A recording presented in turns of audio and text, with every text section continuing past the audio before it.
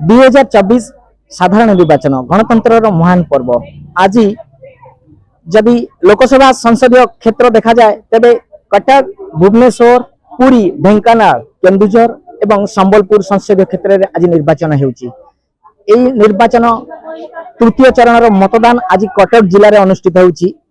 जदि कटक संसदीय क्षेत्र देखा जाए तेबे आमे आज कटक सदर संसदीय क्षेत्र बा कटक संसदीय क्षेत्र जदि देखा जाए आमे कटक सदर निर्वाचन मंडली 42 मजार अच्छु। आमे आपण को आज कटक सदर विभिन्न बूथ रे सीधा सड़क ताजा चित्र देखैबू सेटिकार स्थिति कौन। आमे वर्तमान श्रीराम गाँव सत्यनारायण विद्या मंदिर बूथ रे अच्छु, जहाँ की एक आदर्श बूथ। एटारे व्यापक व्यवस्था कराई, पुलिस प्रशासन मध्य व्यवस्था करा जायछि।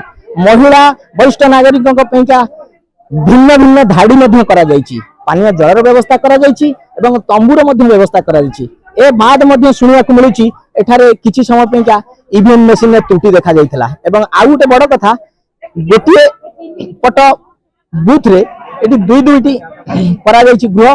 गोटिए बूथ रे किछि समय पई बा वर्तमान पर्यंत एजेंट बसिबा समस्या रही, जहाँ कि प्रिजाइडिंग ऑफिसर को कहवा अनुଯାयी सेठारे किछि कागज पत्रर तालमेल खाउ नथिबारु वर्तमान जाय केही एजेंट बसी नाहंती।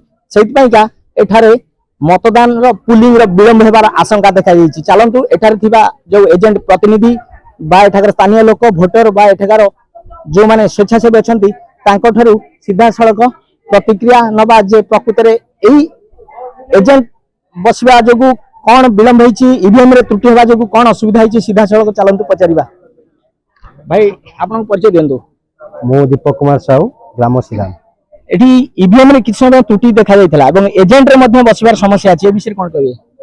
ईवीएम रो त्रुटि देखा जायथिला ता समाधान हे गेलानी, किंतु एठी एजेंट माने को अलाउ करनांती। किछि कागज पत्र रो प्रॉब्लम जोगु, ऑथराइजेशन पेपर रो प्रॉब्लम जोगु एजेंट को अलाउ करा जाउनी। किंतु वर्तमान मतदान ठीक ठाक चलछि, कोनोसी विशृंखला नाही। आईन श्रृंखला परिस्थिति केमती अछि एठी? आईन श्रृंखला परिस्थिति भलो। ग्रामवासी जो माने भोटर माने से शांति श्रृंखला लाइन में रही निज मतदान साब्यस्त करछन्ती, किछि असुविधा नै, सब शांति श्रृंखला चलछि। कटक संसदीय क्षेत्र रो कटक सदर निर्वाचन मंडल रो ये आउ एक बूथ स्थान कटक 42 मौजा दधिभवनपुर सखी मतदान केंद्र। विभिन्न प्रकार रो तोरण डिजाइन बा सुसज्जित तोरण करी प्रशासन तरफ मतदान पे आकृष्ट कराइछि, जाद्वारा कि अधिक अधिक मतदान हबो।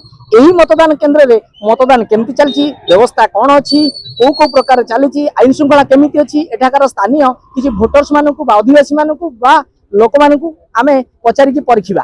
चलंदु आज्ञा मु सुमरंजन दास, कटक सदर निर्वाचन मंडली ददनपुर बूथ कहूँ। मतदान व्यवस्था प्राय जहाँ जमी अच्छी ठीक अच्छी कहले चले, कहीं एटा सरकार करिसेंती आदर्श बूथ करिसेंती। बाकी टिके पूर्वरु किछि माने 2-3 जन असामाजिक व्यक्ति जे कि बूथ भीतर पसि जाइथिले एवं बूथ भीतर पसिला परे से भोट प्रदान करथिले, ब्लाइंड मैन कहि भोट प्रदान करथिले। किंतु एथि प्रिजाइडिंग ऑफिसर भी प्रतिवाद करनथिले, टिके चापा उत्तेजना सृष्टि होइथिला।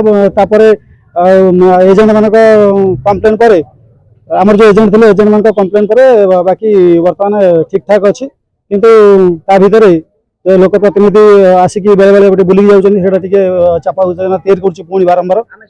हाँ ना एथि पसिथिले मध्ये आमे पुलिस कंप्लेन करथु। वर्तमान बोधे पळै जाइछन नांदी, किंतु पसिथिले तापरे वर्तमान ठीक ठाक अछि। आज्ञा सरोजिनी महांती भोट देबा को आस्तिले को जगह देले दधिबंधु। अच्छा केमती अछि व्यवस्था ठीक है? भलो अछि। भलो अछि। केते थरो भोट देले ने पर्यंत? केते तो दिला हिसाब आउ आपण एठारे जो व्यवस्था करछि प्रशासन तरफ केमती अछि? भलो अछि। भलो अछि, सब भलो अछि। धन्यवाद। विभिन्न बूथ रो चित्र आज देखैबो। वर्तमान जहाँ शुणुथिले ईवीएम रे सामान्य त्रुटि थिला, अल्प समय पई मतदान विलंब होइतिला एवं एजेंट बसिबारे जो कागज पत्र मेल खाउ नथिला ता धीरे धीरे सुधरिबार लागिछि। एजेंट धीरे धीरे तांकर कागज पत्र दाखल करी बसिबे। मो पछरे वर्तमान देखि पारथुबे, मो कैमरा पर्सन आकाश को कहबी देखेबे से एई ठारे केमती धाड़ी लागिछि एवं महिला मानकर आ साधारण नागरिकंकर आ सीनियर सिटीजन वरिष्ठ नागरिकंकर मतदान अति शांति श्रृंखला रे चली। एमती आमे गोटे पर गोटे आपणकर बूथ परिदर्शन कर ताजा चित्र देखा चाहिए। कटक 42 मौजारू दीपक आचार्य रिपोर्ट, फोकस प्लस।